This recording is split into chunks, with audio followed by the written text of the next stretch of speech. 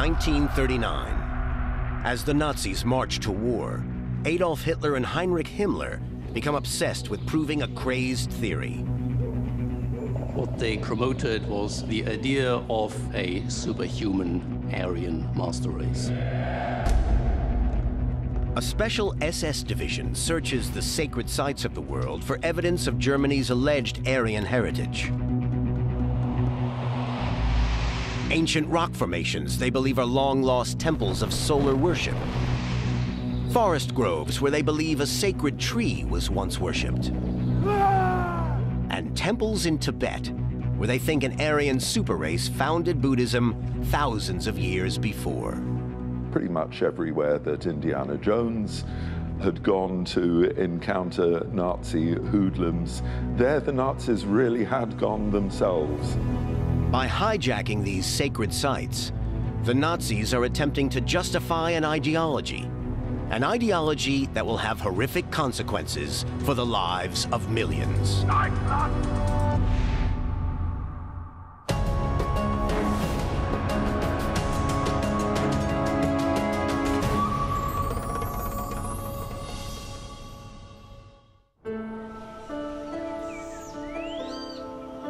Deep in Germany's Teutoburg forest stands a remarkable rock formation. Consisting of 5 massive sandstone pillars, it is known as the Externstein. The Externstein has been a sacred site for Christians for over 1,000 years. In the Middle Ages, undertaking a pilgrimage to Jerusalem was a step too far for most Christians. Pilgrims came here instead to seek God's blessing at the Externstein. The theory is that the whole ensemble of the Externstein is a copy of the Holy Grave in Jerusalem. The idea was that instead of going to Jerusalem, the pilgrims could come to the Externstein.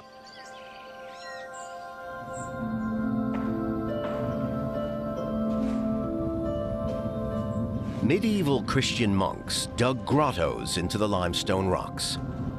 Their hand-cut caves generated mystery for the faithful, invoking the burial of Jesus of Nazareth.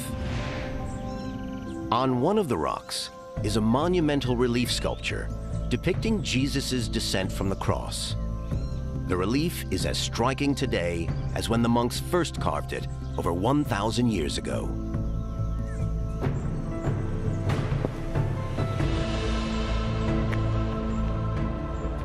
Far above, on what is known as the Tower Rock, is another extraordinary feature, an ancient Christian sky chapel.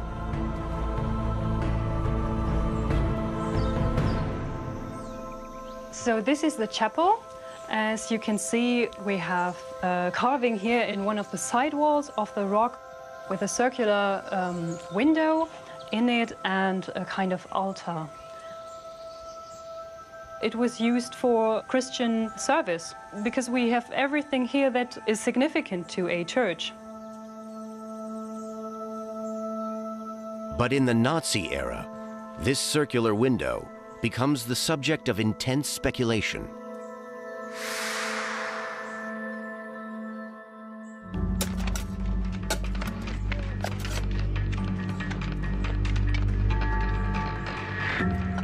When amateur archaeologist Wilhelm Teut examines the Externstein in the 1920s, he becomes convinced that it will prove a highly controversial theory. Teut's theory is that thousands of years before the Christian age, the Externstein was used as a sacred site by a highly sophisticated race of Germans. Many contemporary archaeologists, however, were dubious about the theory. Teut was regarded by his contemporaries to be a madman. Teut discovers that the Sky Chapel's window is aligned precisely to the summer solstice. He becomes convinced that this could only have been achieved by an Aryan super race. What is important to realize is that after the First World War, ideas that nowadays would seem rather bizarre to us gained traction at the time.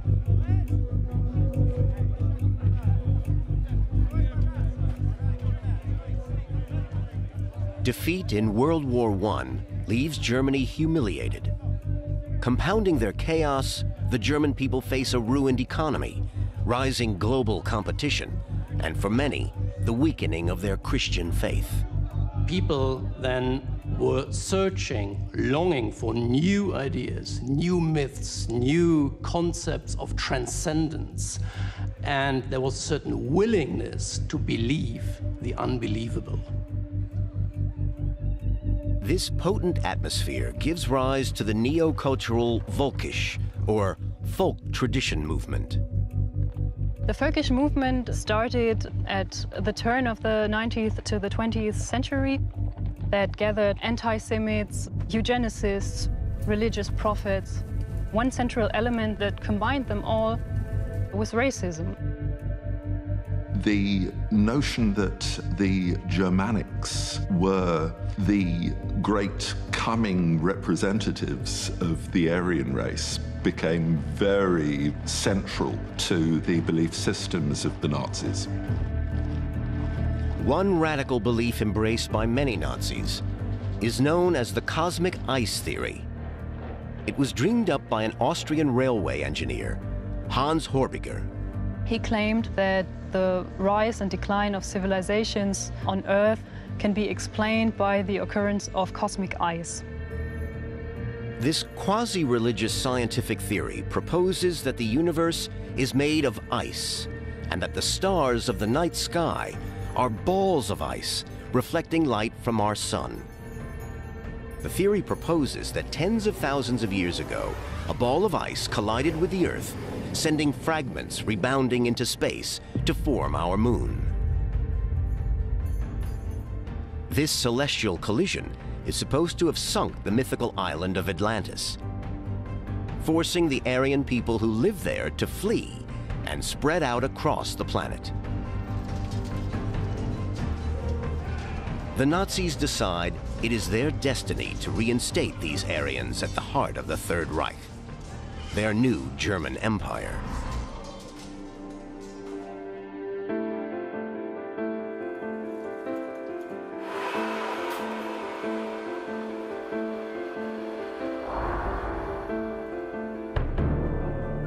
In the heart of Bremen, in northern Germany, stands an extraordinary building.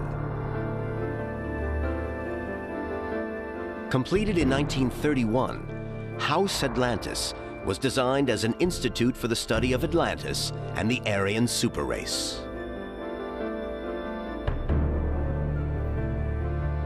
The building's facade was originally adorned by a large wooden sculpture depicting the Nordic god Odin crucified on the Tree of Life.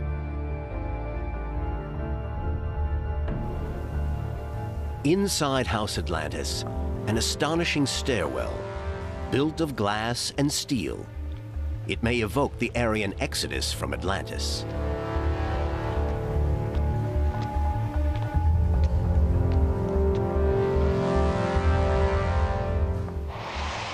At the top, the visitor enters a mysterious room. Known as the Heavens Hall, this was to be the teaching forum for the twisted ideologies of Hermann Wirth. Hermann Wirth was quite fascinated by the idea of finding Atlantis. His idea was that this Atlantis was not somewhere in the Mediterranean or something like that, but in the North Atlantic region. And in his idea, in Atlantis, 20 to 25,000 years ago, a Nordic race was created that was to control and influence the development of mankind to a strong degree.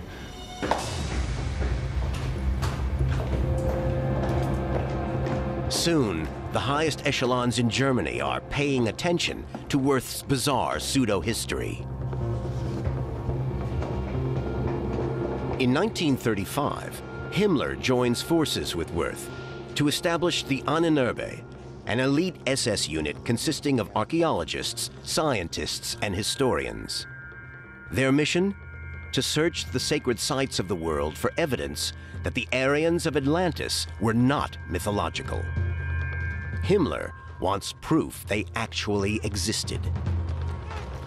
As head of the SS, Himmler was fascinated by the idea of proving the supremacy of the Nordic race, and he was the strongest supporter of archaeologists researching on prehistoric German grounds.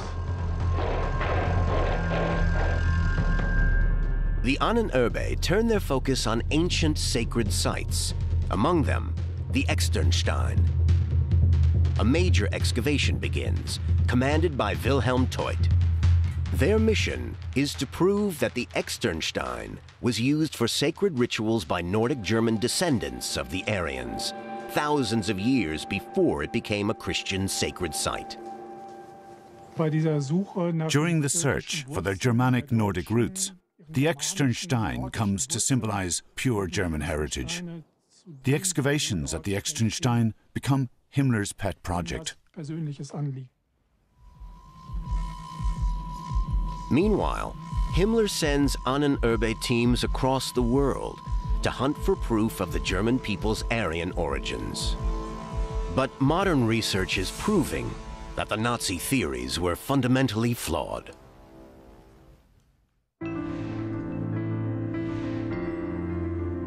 Bohuslän, on Sweden's western coast. Situated under a carpet of forest, spread over 600 acres and hundreds of rock slabs, this ancient sacred site is home to the earliest recorded rock art in Nordic Scandinavia. Over thousands of years, the geological movements of the Earth's crust have changed this landscape. When these petroglyphs were first carved, they were right beside the sea. The land has moved so much that these sacred artworks are now many kilometers inland. Still today, the petroglyphs are revealing their secrets. Cutting-edge radiography is helping the site curator, Dr. Johan Ling, reveal details that are invisible to the naked eye. We find new features, we find new images, we find new details that enable us to interpret the rock art. For instance, this warrior has been interpreted having an arm ending up in an axe, but with this new technology we can show that he's rather instead grasping a sword, swinging and grasping a sword. Johan and his team believe the petroglyphs were carved by people who lived here 2,000 years before the Vikings. Similar carvings are found in Spain and Portugal, suggesting these boatmen traveled great distances as they searched for the most valuable material of their age, bronze. In general, we're speaking about slaving, raiding, and trading already in the Bronze Age. Among the boats and warriors are other strange symbols, including reindeer and discs that may be planets or suns. They have probably a meaning connected to eschatology, to the life after this. Ancient cultures have not only one level of understanding in depicting something. There are several levels of understanding. In Neolithic times, reindeer, whose antlers fall off each year and then regrow, represented the resurrection of the soul. The boats are thought to carry the soul into the afterlife. They also have an important meaning in terms of cosmology. There are ideas that you connect the boats with the journey of the sun, so to speak. So there are two levels, a level having to do with practical things and a level having to do with ideological things of cosmology, of human ideas about life and so on. And this is very, very important, but it's difficult to decode. SS Reichsfuhrer Heinrich Himmler is convinced the mysteries of Bohuslän can be unlocked. And in 1936, he invites Hermann Wirth to lead an SS Ahnenerbe expedition to Sweden to examine the petroglyphs. Based only on a hunch, Wirth proposes that Aryan people carved these petroglyphs many thousands of years before the Bronze Age. I think that Hermann Wirth had very crazy ideas. Hermann Wirth's ideology was that culture is coming from the Aryans and that they had a kind of solar cult. and that this idea is going back to Paleolithic epoch. Wirth conveniently ignores the boats, warriors, and reindeer. Instead, he focuses solely on the sun-like discs. He believes these images are part of an Aryan alphabet system designed on the sun's movements through the sky. He connected these to the Aryans, and he connected all things in the world to the Aryans.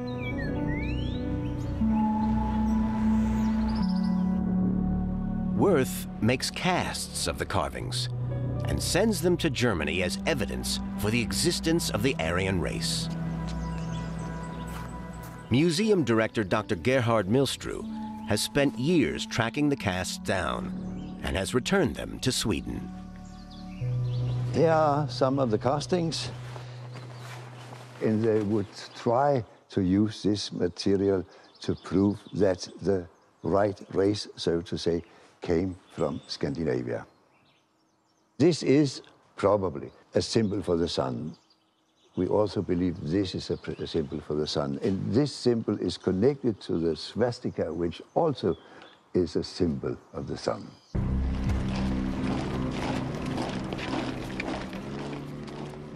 Adolf Hitler had swept to power under the banner of the swastika. The swastika's design is based on an ancient spiritual symbol used for more than 3,000 years in places as far afield as Tibet, Ethiopia, and Nordic Scandinavia. Wirth and the SS Ahnenerbe became convinced that the carvings in Bohuslän included an early version of the swastika. But if Wirth was right about the Aryan connection, the carvings would need to be at least 12,000 years old and be the work of a highly sophisticated people who once lived here. Modern carbon dating and science, however, have now accurately dated the petroglyphs. All scholars are convinced they are from the Bronze Age. They are no more than 3,000 years old. Wirth was wrong with his dating, several thousand years. They are from the Bronze Age, there's no doubt about that. We speak about 1700 to 500 BC. Germany, 1930s. Adolf Hitler and Heinrich Himmler are convinced that 20,000 years ago, mythological Aryans really once existed. These Aryans were said to have mastered the sciences and founded great civilizations across the world, including ancient Egypt. Desperate to prove this wild theory, the Nazis searched the world for evidence.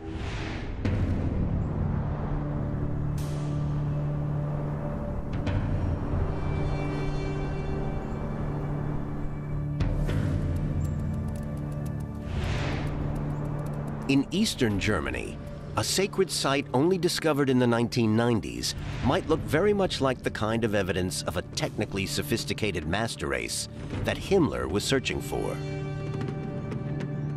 Built 7,000 years ago, Gossik Circle is the oldest celestially aligned temple in the world. 2,000 years before the pyramids of Giza, Gossik functioned as a solar-aligned sacred site. The structure consists of 3 concentric circles. 2 entrances of the Gossik complex align precisely to sunrise and sunset on the winter solstice. The leaders know where the sun is rising up, the exact points, they know the calendars, they know all the things to manage time, and so they had power. Cultural astronomer Dr. Michael Rappengluck has studied the solar alignments at Gossik. Though its builders understood the movements of the sun sufficiently to align to the solstice, that was the limit of their knowledge. A similar awareness of solar alignments can be found in prehistoric stone tombs throughout Europe. But something else turned up at Gossik. A headless human skeleton was found buried near a portal. It suggests that 7,000 years ago, human sacrifice was practiced here. The human is the most significant sacrifice humans can give to nature. For Neolithic people, human sacrifice is seen as necessary in times of exceptional crisis, such as crop failure and war. They think that the cycles of nature, especially fertility cycles, can be ensured by doing such a sacrifice. Humans think that it is necessary to feed such a construction.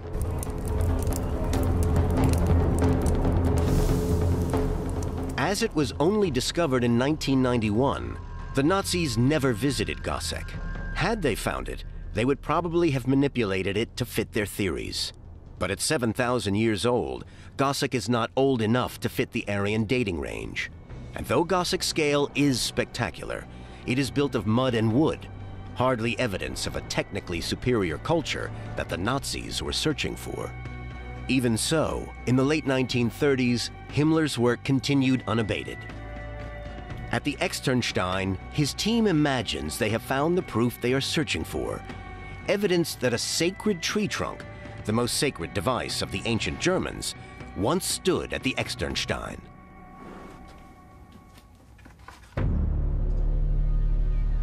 "80 kilometers southwest of Hanover stands the Hermannsdenkmal, a massive 19th century statue of the Saxon warrior Arminius, the commander who defeated the invading Roman Empire. Desperate for symbols of strength and power, the Nazis adopt Arminius for propaganda purposes. For many Nazis, and for Hitler at least in his public professions, Arminius was indeed a representation of pure Aryan might. The Nazis place Arminius at the heart of their propaganda, for they believe that this site is where ancient Germanic tribes once stood their ground.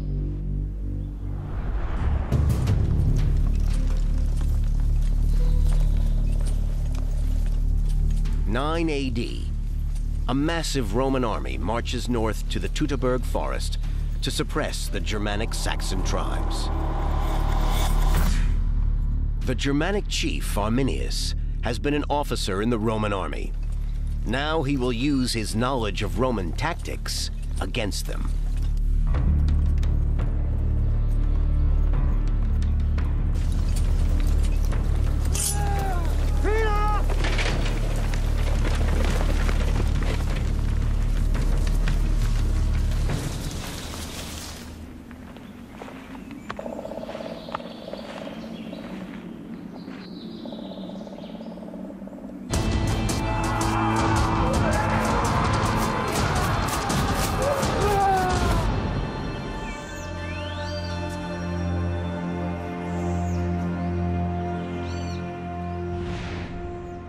But modern archaeologists have found that the Nazis were commemorating the battle in the wrong place. The battle site is actually located 160 kilometers north, here in Kalkriese. A museum now preserves artifacts from the battle and bones of the dead. Among them is the bronze mask of a Roman officer. This field of war would have far-reaching consequences for the Germanic tribes of Northern Europe. The Germans used this area because it's a very difficult and narrow area. It's like a fish trap. They were skilled, but they were trained for another kind of battle. Battle in an open field. But this was an ambush.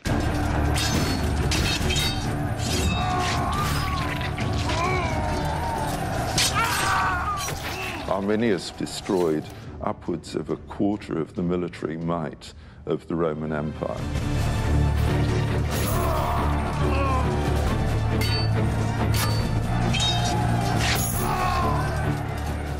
Writing years later, the Roman historian Tacitus describes the battle's aftermath.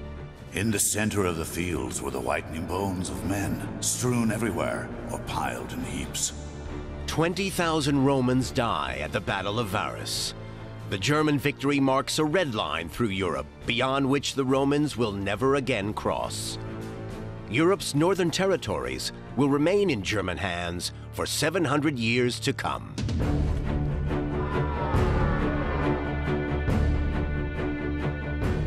Arminius's victory is seized upon by the Nazis as proof of their ancient power. The first German national state was only established in 1871. So the Germans were strongly looking for their own national myth, and for those folkish-motivated researchers or scholars who were actually trying to trace a line from an early, however called, Nordic Aryan race to modern-day Germany, they would have needed a link in the middle, which would have been the Germanic tribes having some sort of feeling of belonging together.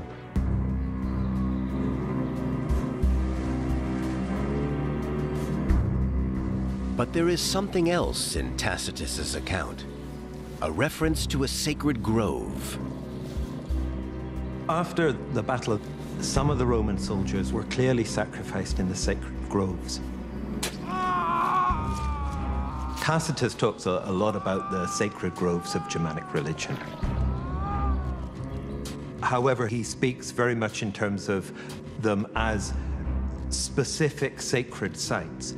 The grove is the center of their whole religion. It is the cradle of the race.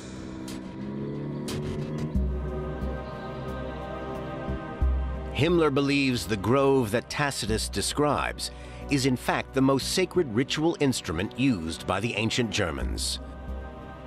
A sacred tree trunk known as the Irminsul.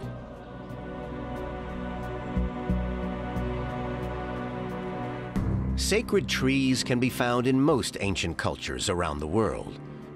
Native Americans have totem poles. The Irish have sacred oaks. What particularly fascinates Himmler, though, is that the Irminsul may connect the ancient Germans back to the Aryans of Nordic mythology. In Norse mythology, Odin, of course, hangs himself on the world tree Yggdrasil. That's one of the central myths about Odin. And it's quite possible that Irminsul would have represented this tree. Even the name Irminsul seemed to confirm this theory. It's clearly composed of two different words, Irmin and Sul. Sul is easy, that means pillar. And Irmin, that in Old Norse, is used as an epithet for Odin. Finding the archaeological evidence of the existence of one of these sacred tree trunks, or Irminsuls, becomes a priority for the SS Ahnenerbe. As they excavate the Externstein, Wilhelm Teut believes he has found a vital piece of evidence. On the carving of Jesus' descent from the cross is a curiously shaped structure. There's a very strange, bent object, a little bit like a stool, but it's the wrong shape. Teut is convinced this bent object is a representation of an Irminsul. This becomes Teut's big idea. He says, this image, this is the Irminsul. While even today no one knows for sure what an Irminsul actually looked like, Teut becomes convinced that the image in the carving depicts a sacred tree trunk. He believes it proves that an Irminsul once stood at the Externstein. But what had become of it? And why would an Irminsul be bending before Jesus on the cross?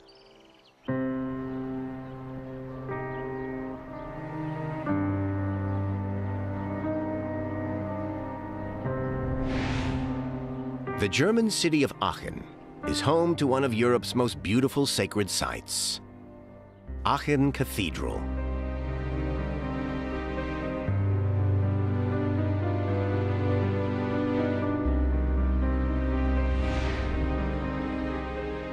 Built in the final decade of the 8th century, around the magnificent Carolingian octagon, it is a celebrated architectural masterpiece.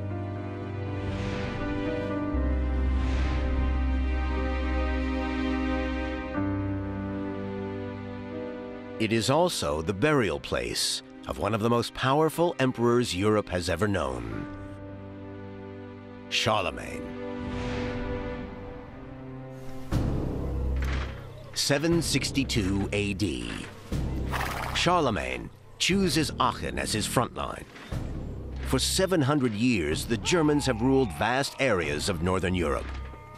Now Charlemagne will make them bow before his Christian empire. His first act, according to Frankish chronicles, is to seek and destroy the most sacred Irminsul in Germany.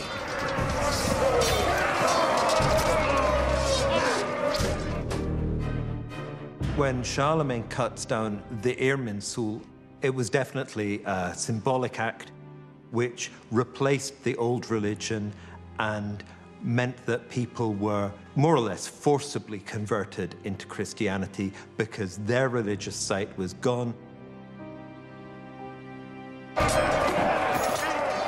But the loss of the Irminsul makes little difference.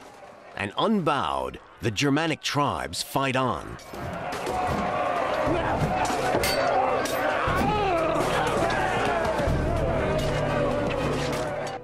Finally, after 3 decades of war, a frustrated Charlemagne rounds up 4,500 leading Germanic warriors and has every last man beheaded.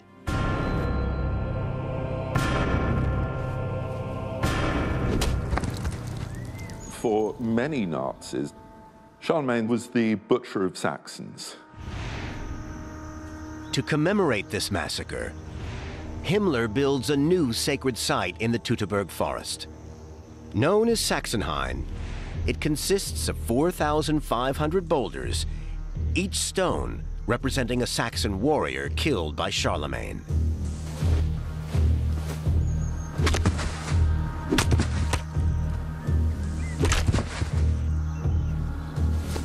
In 1934, local peasants were instructed each to bring a standing stone to the site.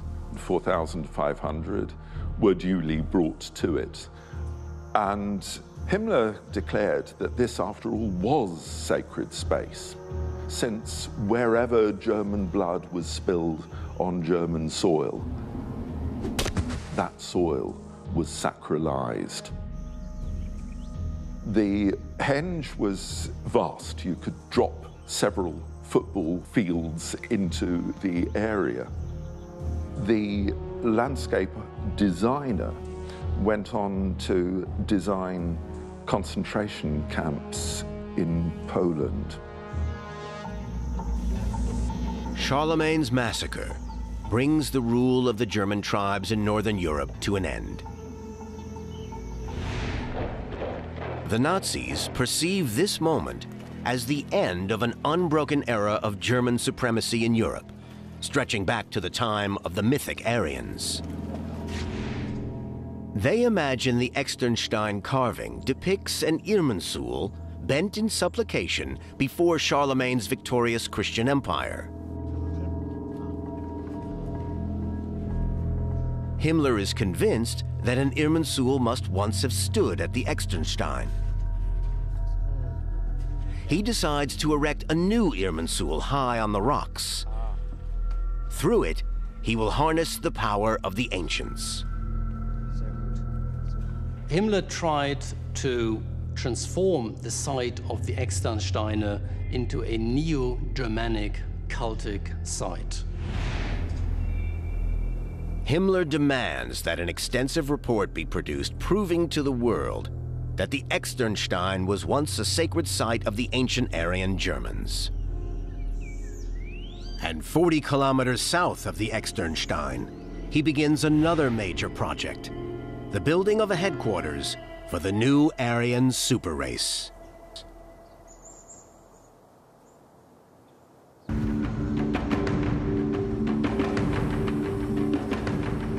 In the Teutoburg forest in central Germany stands an extraordinary castle. Built in the early 1600s, Wewelsburg was once the residence of the Prince Bishops of Paderborn, statesmen of the Holy Roman Empire.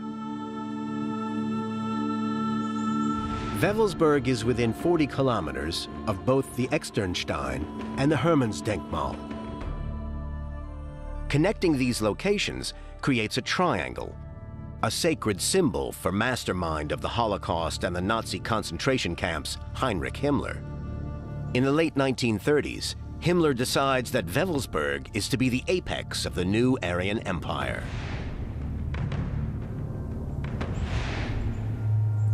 He was convinced that in that area, which he considered to be the heartland of the Germanic tribe, he would have to find a castle which would be home to a training institution. At Wewelsburg, Himmler would indulge his most pseudoscientific beliefs. With a fund equivalent to 120 million of today's US dollars, Himmler sets about converting the castle. The work will be done by Slavic prisoners in a dedicated concentration camp built on the outskirts of the village. There were altogether 3,900 prisoners here in Wewelsburg. Of these prisoners, 1,229 died by the conditions of forced labors, by direct killings by the SS men. And so 1/3 of all prisoners were killed here.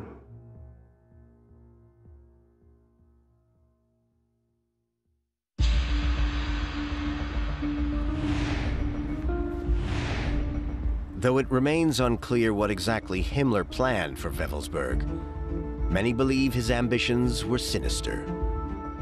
It's a symbolic expression of the will for total power that Himmler had in mind for the SS. Initial work focuses on the North Tower. The Obergruppenführersaal, with its black star swastika motif, will be a central meeting hall for senior SS officers. Below this hall, in the crypt, a gas flame will burn forever in a central pit. The skull rings and portraits of deceased SS officers will be on permanent display. The idea being that the senior SS officers would gather in the presence of past generations of SS officers, so that you had a generational transmission of wisdom, ideology, cultic practices. And that created the conflation between past, present, and the future, which is a hallmark of myth-making. As work begins on Wewelsburg, the SS Ahnenerbe go to ever more extraordinary lengths to prove the Aryan connection.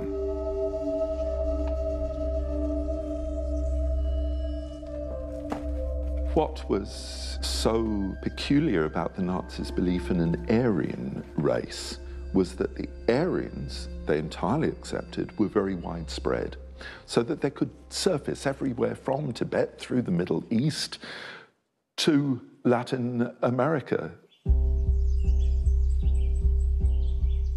The Nazis believe that after escaping Atlantis, one group of Aryans traveled to Asia and founded new cultures. They think that even Buddha himself was an Aryan. 1937. The explorer Ernst Schaefer approaches the Ahnenerbe to fund an expedition to Tibet. Himmler grants Schaefer the money on condition that he searches Tibet for the Aryan root race, blue-eyed people with blonde hair. Here we really do get into Indiana Jones territory. In Tibet, Schaefer meticulously records Tibetan culture and measures the people's physical features. Despite finding no proof of any kind, the expedition concludes that the highest castes of Tibetan society are descended from Aryan roots. They faked it. They faked objects. For example, there had been a small statue of Buddha with a swastika on it. And it turned out it is a fake.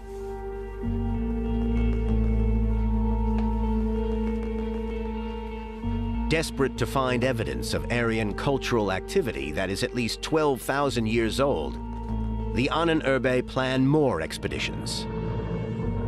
They consider expeditions to Bolivia and Mexico to examine the sacred sites of the Incas and Aztecs.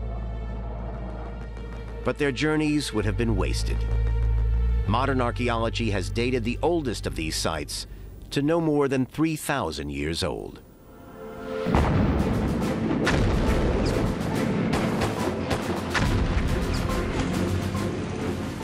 September 1939. Hitler invades Poland. The war that will change everything has begun. Most people in Germany were convinced that Germany had a special mission, was God's chosen country, and it was unthinkable that Germany would be able to lose a war. The Nazis planned to cleanse Germany and their newly conquered territories of those they believed to be non-Aryan. The SS Ahnenerbe's twisted theories will have a terrible impact on the lives of millions.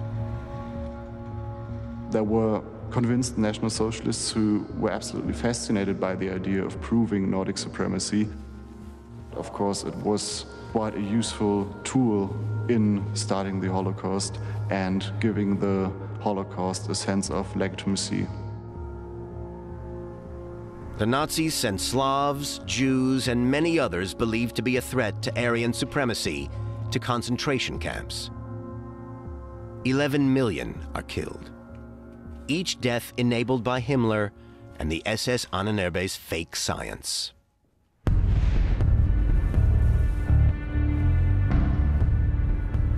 As the war rages, Wewelsburg nears completion. The son of a concentration camp survivor has recently donated an architectural schematic to the Wewelsburg Museum. It reveals the scale of Himmler's plan. Yeah, the castle is this triangle building here, right in the center. The plan reveals that Himmler intended to demolish the entire town of Wewelsburg. In its place, he would build an enormous complex of triangular and circular buildings with the existing castle as its apex. When you imagine this ein Obergruppenführer standing in the center of this whole compound, you can imagine that they would have had an impression of standing in the center, a symbolic expression that they are in the center of power. Himmler saw his SS in the succession of the medieval knights' orders, the elite of the medieval German society in a way. Despite their pseudoscience, the expenditure of vast sums and the efforts of some of Germany's most capable minds, the SS Ahnenerbe found no hard evidence that the mythological Aryans had ever existed. So much of Nazi ideology was built on this impossible idea, an idea that would soon reveal itself to be a lie.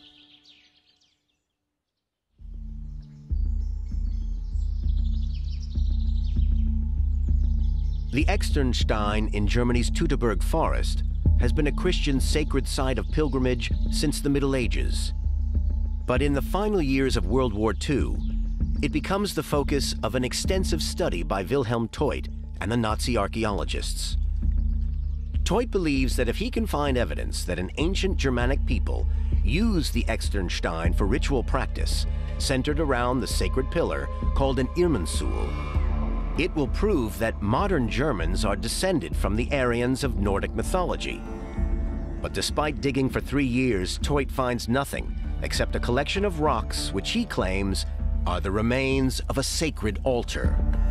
They were basically just boulders, you know, that they were piecing together, saying it was a holy stone table. So you can see that they were desperately trying to find something that they could label Germanic. And so they began creating alternative facts, inventing proof. Beweise zu konstruieren. Modern studies of the Externstein have confirmed that no major ritualistic practice was conducted here prior to the Christian era. There had been some radiocarbon dates, and they are going to the Middle Ages. So it is not very old. There was no archaeological evidence of occupation for almost the entirety of the first millennium, and nothing pre-Christian. But what of the bent icon in the middle of the carving of Jesus' descent from the cross? Wilhelm Teut had claimed this was an Irminsul, the sacred ritual device of the ancient Saxons. This idea really came out of nowhere. It's one of the things that Wilhelm Teut really genuinely was making up. The image in the descent from the cross is generally accepted to be a bent palm tree. It represents perhaps nature's sadness at Christ's death. There was no Irminsul here at the Externstein. It's a modern myth. The very idea of an Aryan race ever having existed is itself fundamentally flawed. Himmler and the Ahnenerbe were confusing Nordic mythology with the ethno-linguistic classification term Indo-Aryan. The Indo-Aryan language group consists of languages including Sanskrit, Arabic, and Romani, which have spread through the Near East during the last 3 millennia. The notion of an Indo-Aryan race and an ancient race of Atlantis has no foundation, in fact, whatsoever. It was fabricated. As for the solar-aligned window in the Externstein Sky Chapel, which Teut argued was proof of solar worship many thousands of years ago, experts point out that nearly all Christian churches have a similar window above the altar facing east towards the rising sun. The ideas of Teut, Himmler, and all the others turned out to be Völkisch fantasies.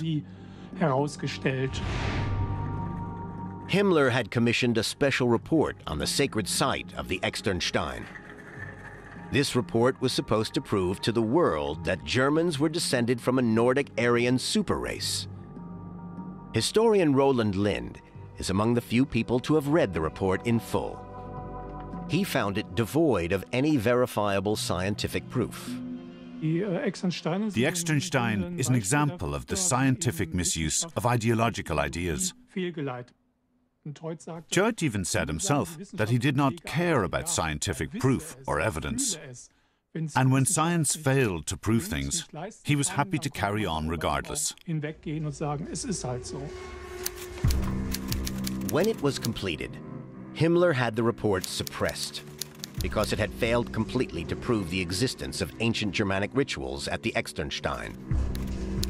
And after the war, it was revealed that many Ahnenerbe academics had been under duress while writing the report. They invented the lot. 1941. America joins the war effort. And for the next 4 years, the Allies battle to stop the Nazi march. By the time the Nazis are conclusively defeated in 1945, over 50 million people will have lost their lives. Nazi ideology will be completely discredited. And yet, we must remain wary, even today, of how extreme ideologies can sometimes be accepted by masses of people. Folkish ideas from the beginning on were racist, were anti-modern, yet they were presented in a form that sounded quite appealing to a lot of people 100 years ago. These ideas might present a vision of, let's say, a past world that sounds much more appealing and interesting to some people, especially in times of economic crisis or other difficult circumstances. So these folkish ideas have been pretty dangerous, and they will still stay pretty dangerous in the future.